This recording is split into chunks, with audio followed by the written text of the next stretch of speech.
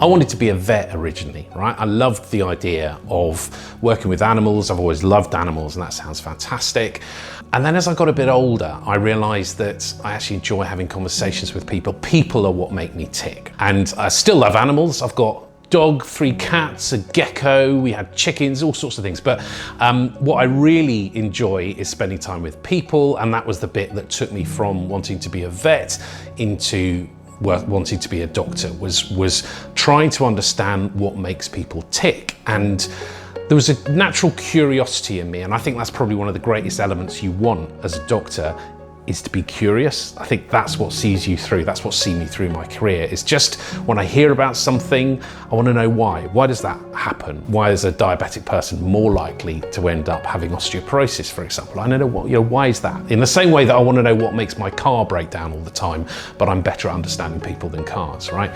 That was my sort of entry point into medicine. I went to medical school at UCL in London, which is a fantastic medical school.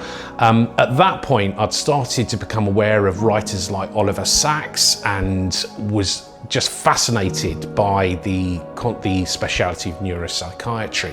Having qualified and started to work as a doctor, I was more and more interested in seeing musculoskeletal health and disorders. And at that point, I was really fascinated by the surgical interventions we do. So I started down the road of surgical training. I did the first kind of 12, 18 months of surgical training, and then decided to take a bit of a break and went abroad, went on an expedition to the continent of Africa and saw some really amazing, eye-opening healthcare settings in the community. And at that point realized just how much of a difference you can make in community healthcare. So that really drew my attention away from surgery and hospital-based care to working in the community.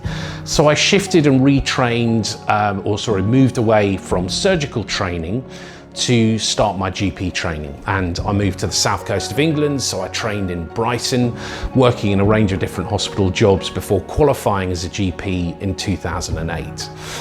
I never really lost my love of musculoskeletal health though. That always carried on, and actually moving from the surgical management of musculoskeletal health to the non-surgical management, which is the majority of what we do in primary care, or rather a large part of what we do in primary care is looking after musculoskeletal health. Education has always been something that's really interested me. Started off my journey as an educator, as a trainer, in a year out of education after my A-levels when I went to China to teach air stewardesses how to speak English.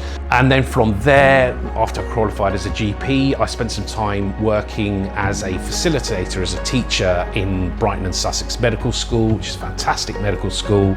Really enjoyed working with undergraduates there. That was loads of fun, seeing people who are really inspired, interested in medicine. It's a lovely stage to teach. And then on into working with organisations like Versus Arthritis, who run some fantastic courses, training up newly qualified clinicians.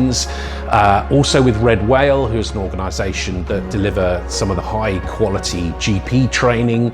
So I learned lots there, as well as then being asked to run some courses for the MACP, the Musculoskeletal Association of Chartered Physiotherapists.